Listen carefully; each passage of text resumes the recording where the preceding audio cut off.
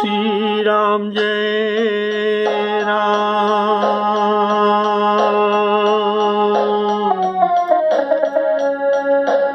जय जय राम श्री राम जय राम जय जय राम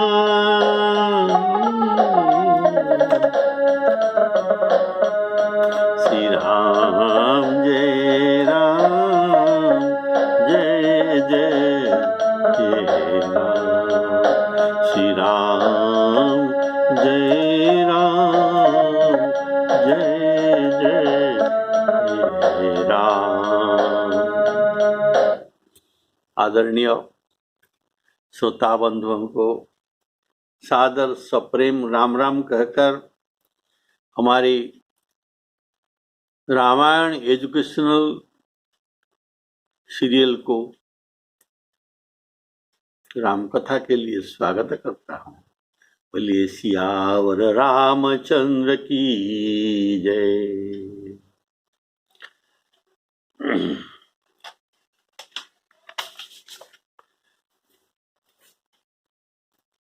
पिछले एपिसोड में आपने सुना था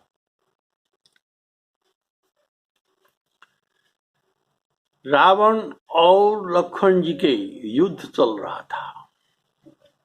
उसमें रावण मूर्छित हो गया तो उनके सारथी रावण को लेकर लंका तुरंत ले गया।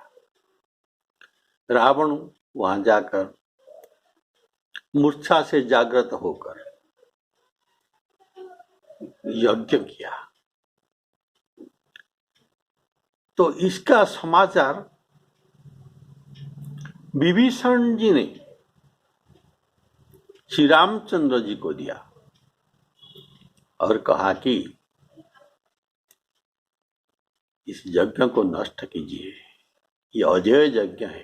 अगर ये यज्ञ को समाप्त कर दिया तो ये आपके द्वारा जीती नहीं जाएगा, तो इसलिए आप योद्धा बंदरों को भेजिए और यज्ञ को ध्वंस कीजिए। बोलिए सियावर रामचंद्र की जय।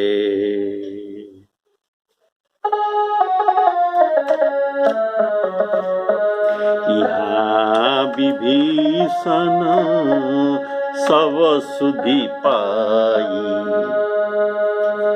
यहाँ विभीषण सब सुधि पाई।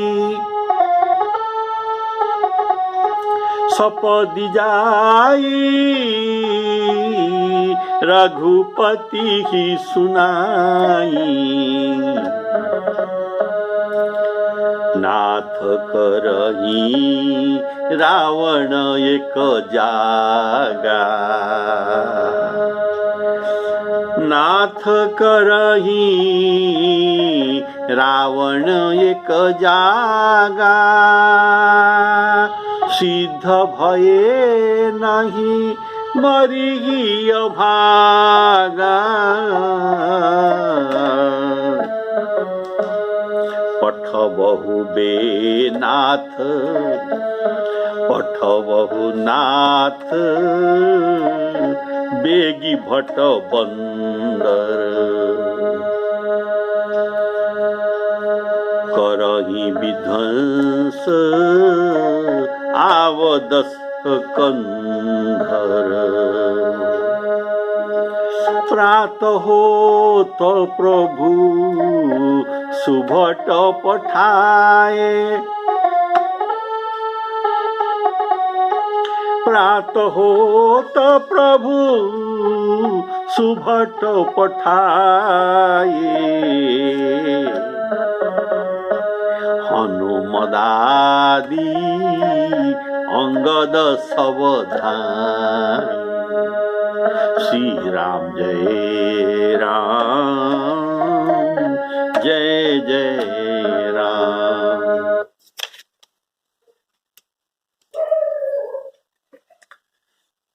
रावण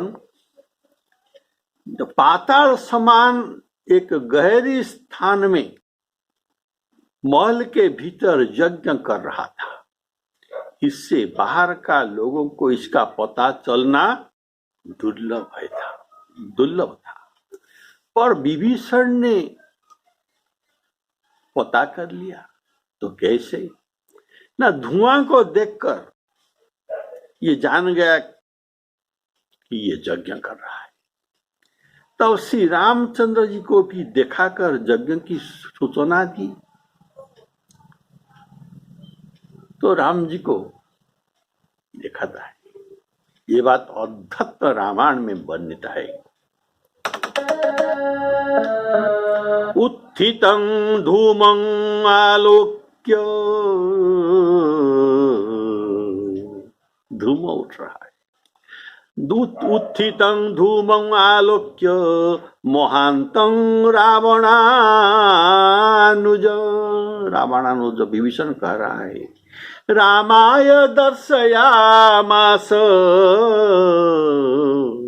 राम जी को दिखाता है। होम युक्त भयाकुल,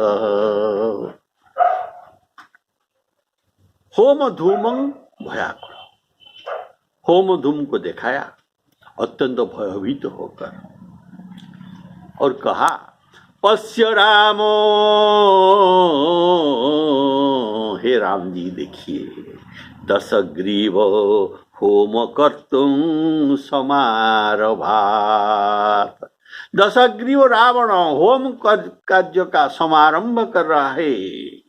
पश्य राम दशग्रीवो होमं कर्तुं समारभात, यदि होमना समाप्त स्यात्, अगर होम समाप्त करके ये उठा तो तद अजयो भविष्यति, यदि होम समाप्त स्यात् तद अजयं भवो भविष्यति।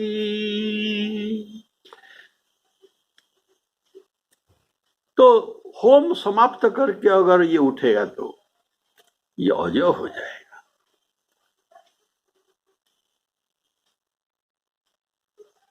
तम अजयं भविष्यति, अतः कहा कि गोस्वामी जी मानस में कहते हैं, इस बात का अध्यात्म रामायण का बात को ही कहते हैं।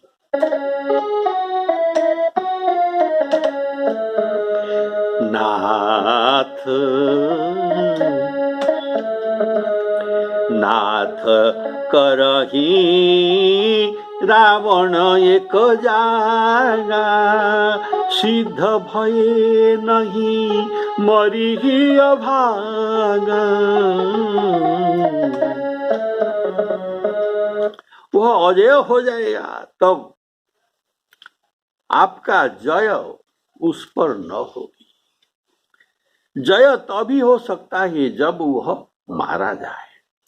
इसके अतिरिक्त यज्ञ और किसी लिए हो सकता है? मेघनाद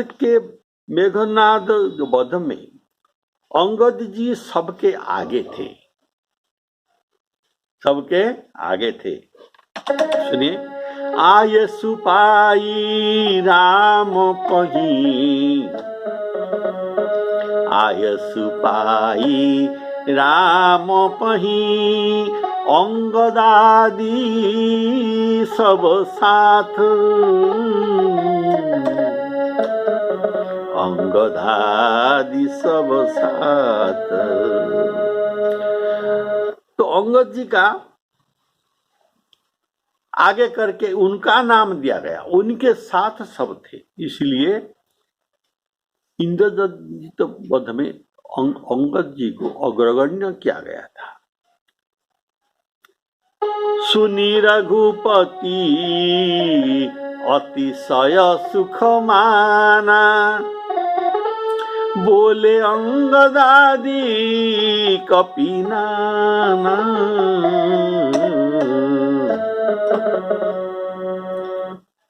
तो भगवान भी कहते हैं, अंगदादि कपि को बुलाकर अंगद जी को प्रमुख करके मेघनाद वध के लिए प्रेरित करते हैं।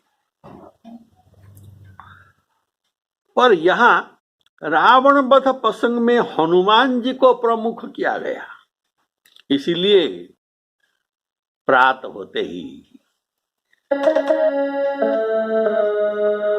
हनुमतादि अंगद सब धाये, हनुमत को आगे किया और अंगद आदि को सब पीछे कर दिया। तो हनुमान जी के साथ सब गए, तो हनुमान जी को प्रमुख बताया गया है। हनुमत प्रमुखान वीरान, अध्यात्म रामायण। हनुमत प्रमुखान वीरान आदिदेश महाबलवान हनुमान और इनको प्रमुख करके दूसरा वीरों को भगवान ने आदेश दिया। हनुमत प्रमुखान वीरान आदिदेश महाबला आदेश दिया। तो हनुमान जी और अंगद जी के साथ 100 वानर वीरों तो कूद पर लंका पर चढ़ गए और निर्भय होकर रावण के महल में घुस गए। जो ही उन्होंने रावण के यज्ञ करते हुए देखा, त्यों ही 100 वानर जो क्रोध में भर गए।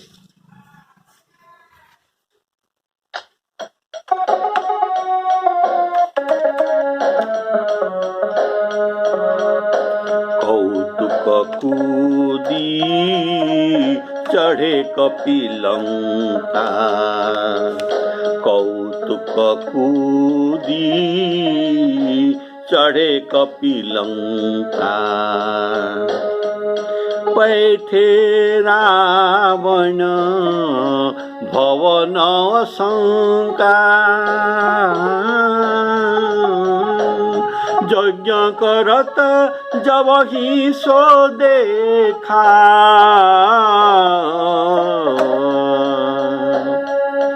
सकल कपिन भा क्रोध विषेखा, क्रोध विषेखा अत्यंत क्रोधों को प्राप्त हुए।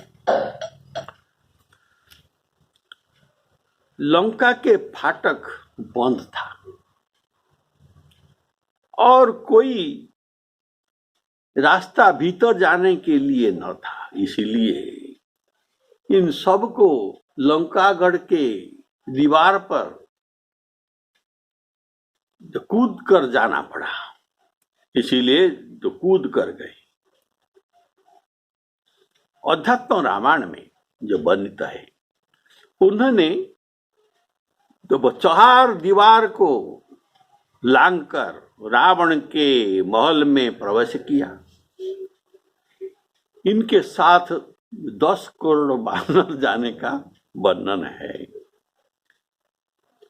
जाकर वे क्षण मात्र में रक्षकों को मार दिया, घोड़ों और हाथी को निपात कर दिया और जो कंदरा के द्वार पर जहां रावण यज्ञ कर रहा था, एक विशाल पाषाण था, पत्थर, तो महाबलवान अंगद पैर के घात में इस पत्थर को चूर्ण कर दिया। अब गुहा में घुस गए और वहां रावण को दृढ़ आसन लगाए और नेत्र मूंदे बैठे देखकर 100 वानर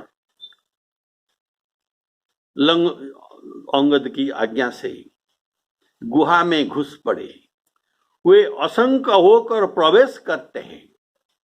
असंख्य अर्थात किसी के लिए शंका नहीं, कोई भय नहीं, बिना भय के ये असंख्य होकर प्रवेश करते हैं, क्योंकि अब तो कोई ऐसा सुभट नहीं है जो उन्हें रोक सकेगा, इसीलिए असंख्य होकर जाते हैं। कौतुक कूदी चढ़े कपिलंका कौतुक कूदी चढ़े कपिलंका पैठे रावण भवन शंका।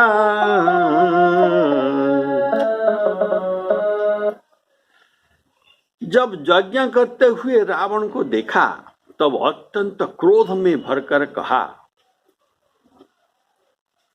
तो कौन कहा? अंगद जी ने कहा, अरे निर्लज, तू रणभूमि से भागकर आया और यहाँ आकर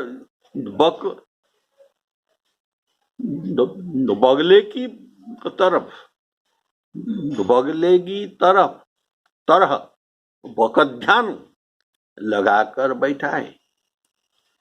ऐसा कहकर अंगद जी ने लात मारा रावण के ऊपर, पर उसने अंगद की ओर न देखा, आंख बंद करके ऐसा बैठा है, क्योंकि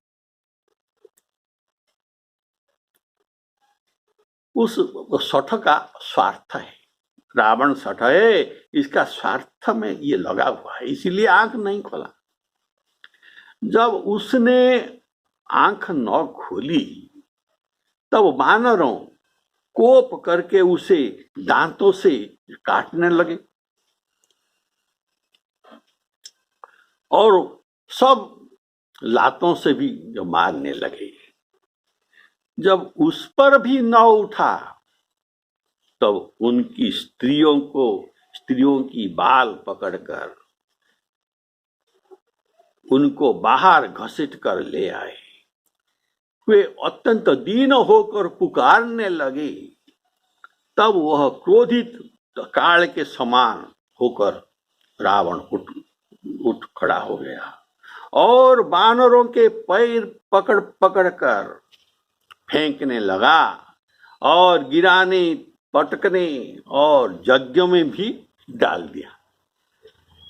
यज्ञ में भी कुछ वानरों को डाला।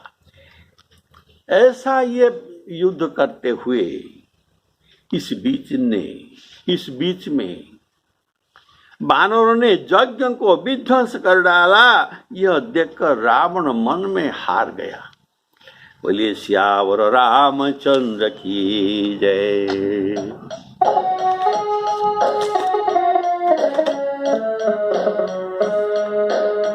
रणते निर्लज भाजी गृह आवा, रणते निर्लज भाजी गृह आवा। यहाँ आई बक ध्यान लगावा,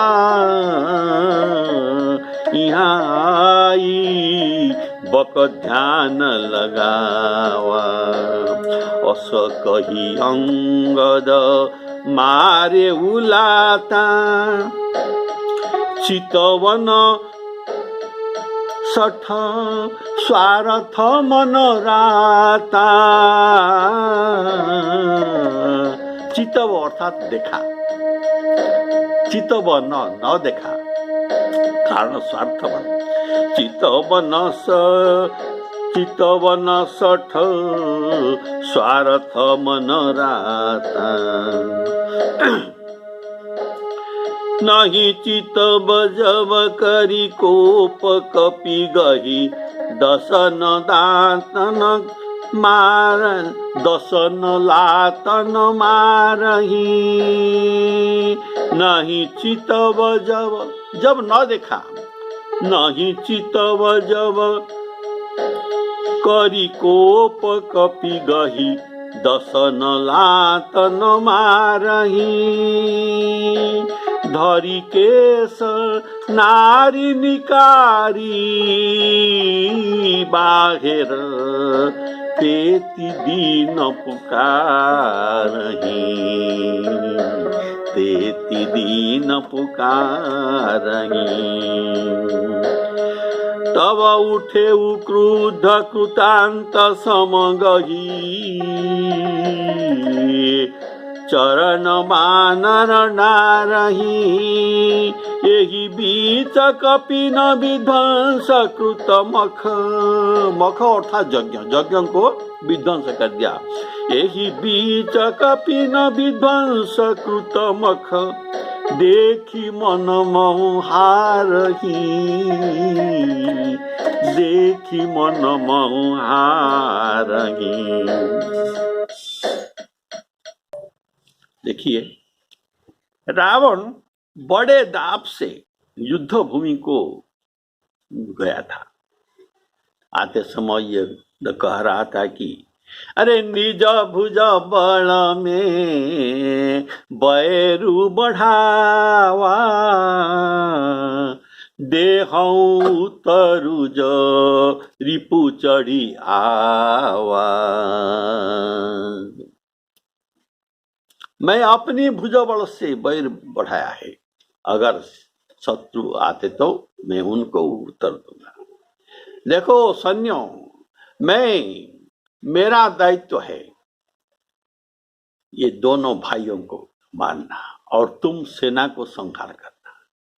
हूँ मारी हूँ भूप दो भाई, ऐसा कह रहा था आने का समय।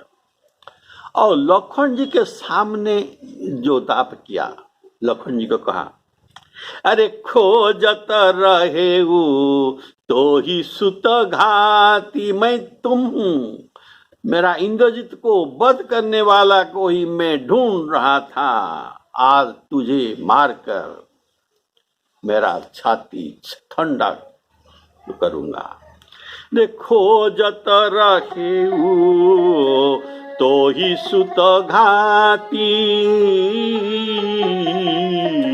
आज निपाती जुड़ा बहु छाती। ऐसा दाप करके आया था रावण, और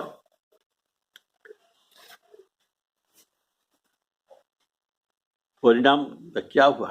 मूर्छा होकर लंका में जाकर यज्ञ कर रहा है। तो इसीलिए अंगद जी उनको निर्लज कर रहे हैं, कह रहे हैं।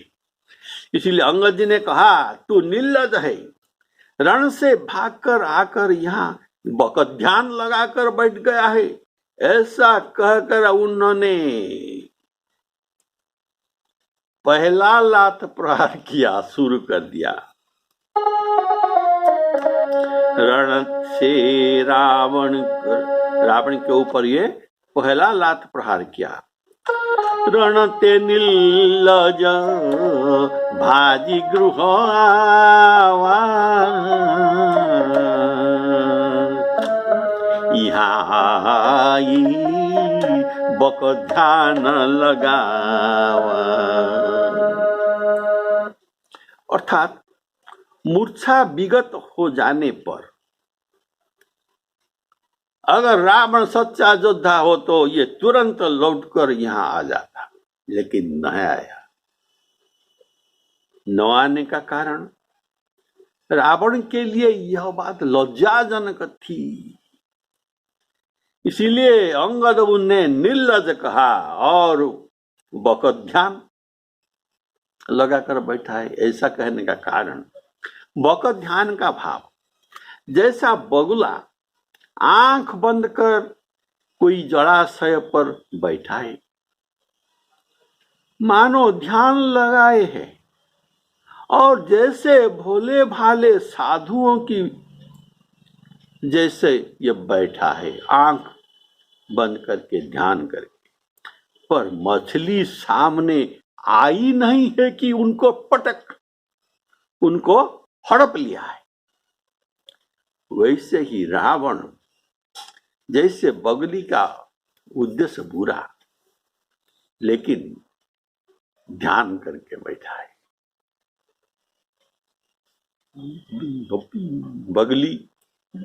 बगला सफेद वेश, साधुओं का वेश, ध्यान कर रहा है, लेकिन मतलब बुरा है।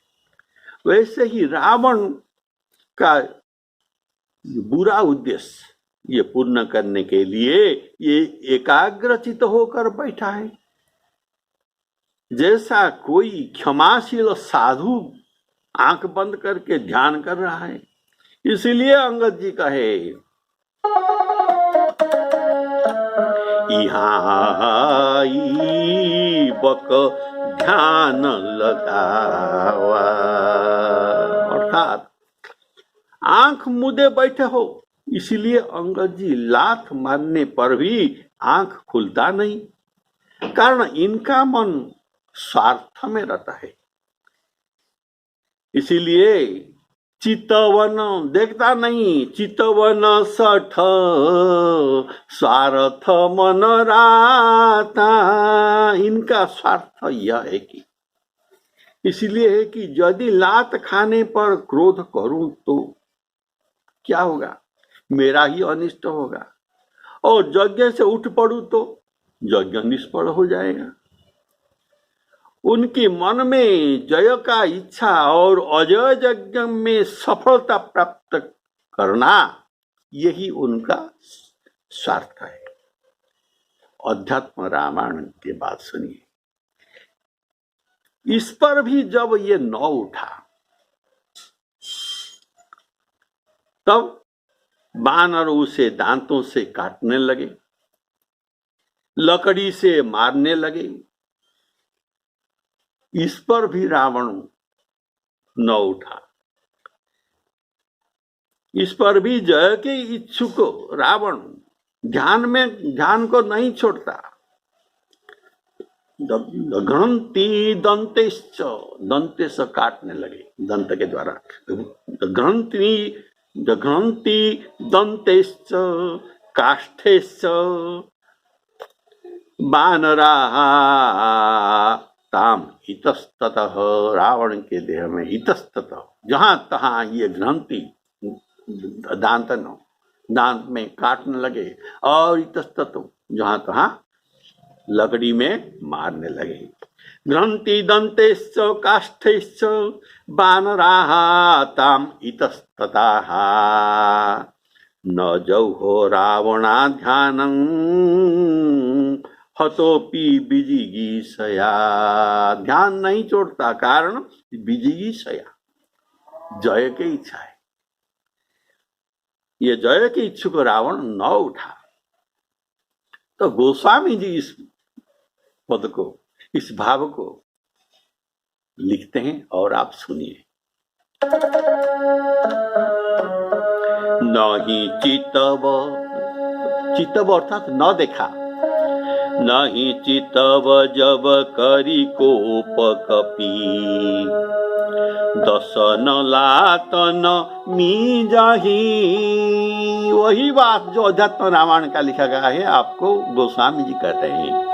नहीं चितव जब करी कोप कपी, दसन लातन मारही।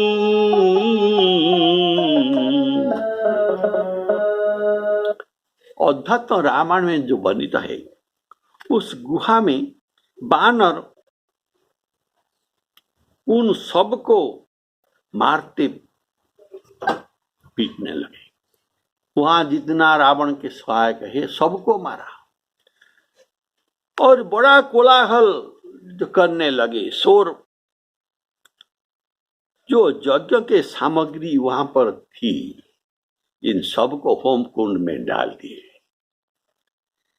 और रावण की हाथ से जो सुबा था, ये सुबा को छीनकर, उसी सुबा को जबरदस्ती छीनकर इस सुबा से ही उनको मारने लगे। तो ये काम बानरों की अग्रगण्य हनुमान जी उसी सुबह से उसे मारने लगे। ऐसा अध्यात्म रामायण में वर्णित है।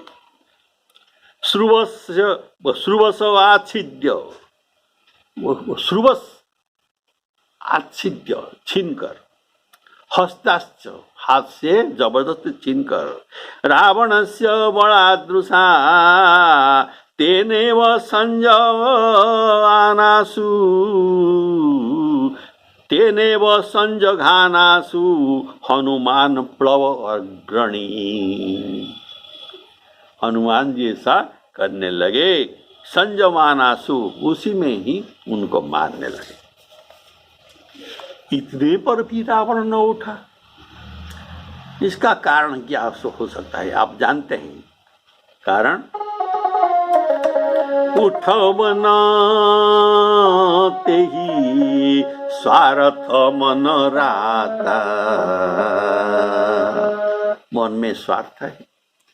तब हनुमान जी और एक युक्ति बनाई। यह युक्ति क्या है?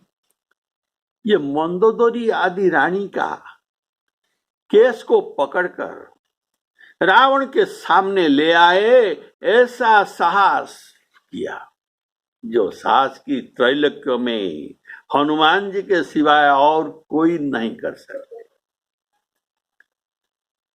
तो विनय पत्रिका में वंदना प्रसंग में हनुमान जी का वंदना में गोस्वामी जी लिखते हैं, जयति मंदोदरी के सकर्षण। यहां मंदोदरी का बात नहीं लिखा है, लेकिन विनय पत्रिका में लिखा है। इनका केश कर्षण कौन किया? ना हनुमान जी ने किया। तो इस केश कर्षणम हनुमान जी को कहकर वंदना करते हैं। जयति मंदोदरी के सकर्षण विद्यमान दशकंठ भट्ट। दशकंठ भट्ट रावण जैसे योद्धा के विद्यमान इनके उपस्थिति में आप मंदोदरी के केश कर्षण किए और केश विद्यमान दशकंठ भट्ट मुकुट मानी। तब मंदोदरी ने करुण क्रंदन किया। ये करुण क्रंदन को रावण सहन नहीं कर पाया, इसलिए क्रोध करके उठा और पर हनुमान जी पर चोट करने का फिर इनका साहस नहीं हुआ। कारण हनुमान जी के चोट लगने से रावण फिर मूर्छित हो जाएगा, इसलिए हनुमान जी पर आक्रमण नहीं किया। फिर लेकिन दूसरे वानरों को पटक पटक पर मारने लगा।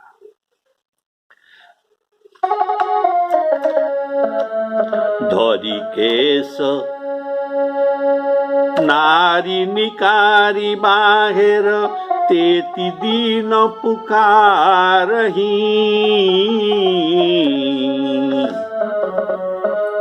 तब वह क्रुद्ध होकर वानरों के पैर पकड़ पकड़ कर पटक पटक कर मारने लगा रावण। इति अवसर में कपियों ने रावण का यज्ञ को विध्वंस कर डाला। तब उठे क्रुद्ध कृतांत समगही। कृतांत काल के समान। तब उठे क्रुद्ध कृतांत समगही। चरण बानर डारही। चरण बानर डारही। एहि बीच कपि न विध्वंस कृत मख। देखी मन महु हारही। देखी मन महु हारही।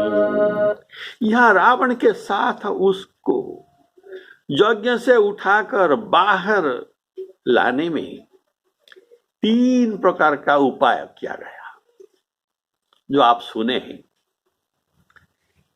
एक के बाद एक किया गया। प्रथम तो अंगद ने कठोर वचन कहे और साथ ही उसे एक लात मारी, ये था पहला उपाय। दूसरे में फिर क्रोधपूर्वक उसे पकड़ पकड़ कर सभी ने लात मारी और दांतों से काटे, इस पर भी ये न उठी। तो तीसरे उपाय में मंदोदरी आदि स्त्रियों के चोटियां पकड़ पकड़ कर घसीटते बाहर लाए उसके सामने। इस विचार से कि अपने सामने अपनी स्त्रियों की दुर्गति देखकर कैसा भी निर्लज हो वह भी न सह सकेगा, ये बात अध्यात्म रामायण का है। अशोक वाटिका में रावण सीता जी को अपमानित करके मारने दौड़ा था, तो इसका बदला कपियों ने यहाँ ले लिया कि इनके स्त्रियों के जो चोटी घसीट घसीट कर इनके सामने आकर इनको बेइज्जत किया। अध्यात्म रामायण में जो लिखा है, फिर से सुनिए कुछ बात। रावण के देखते देखते उसके आगे रोती हुई मंदोदरी रत्न विभूषित कंचुकों का मंदोदरी का रत्न विभूषित कंचुकों का फाड़ डाला। देव गंधर्व की कन्याओं को वानर प्रसन्नता पूर्वक पकड़कर रावण के आगे लाए। मंदोदरी उसके आगे अत्यंत रोने लगी। करुणा पूर्वक अत्यंत दीन होकर चिल्लाती हुई मंदोदरी रावण से बोले कि तू निर्लज है, अपनी स्त्रियों का झोंटा पकड़कर घसीट जाती देखकर भी तुम होम में लगा है, तुझे लज्जा नहीं लगती? पापी शत्रुओं के द्वारा जिसकी स्त्री उसके आगे देखते मारा गया, मारी जाती है, तो वही मर जाना ही चाहिए, उसके जीने से मरना ही अच्छा है। हाँ मेघनाथ, तुम अब नहीं हो, अगर तुम यहाँ होते तो ऐसा दुर्दशा तुम्हारी माता के कभी नहीं हो सकता था। ऐसा वानरों से क्लेशित तो मैं हो रही हूं, तुम देख नहीं सकते। तुम्हारे रहते हमारे यह दशा पर क्यों होता? जीने की आशा में हमारे पति लगा है, यज्ञ से नहीं उठता, और स्त्री सब ये लज्जा त्याग कर दिया, स्त्रियों को भी त्याग कर दिया, तब भी यज्ञ में बैठा है। इसे सुनकर मंदोदरी के रोदन सुनकर रावण तलवार लेकर उठा। तो गोस्वामी जी वर्णन करते हैं, धरी केस नारी निकारी बाहिर, तेती दीन पुकारही। धरी केस नारी निकारी बाहिर, तेती दीन पुकारही। ये यज्ञ विध्वंस का कार्य करके तुरंत कपियों राम जी के पास लौटे। वहां रावण अभी तक तन से हारा था, लेकिन मन से हारा नहीं था। यज्ञ विध्वंस देखकर यह मन से भी हार गया, क्योंकि यज्ञ के नाश से उसका भी नाश हो जाएगा, ऐसा शुक्राचार्य जी ने उन्हें कहा था। अब उनके जीतने की कोई आशा नहीं है। यज्ञ विध्वंसी कुशल कपि आए रघुपति पास, आए रघुपति पास। चले निशाचर क्रुद्ध होई, त्यागी जीवन के आस। श्री सीताराम अर्पणामस्तु। यहाँ विश्राम।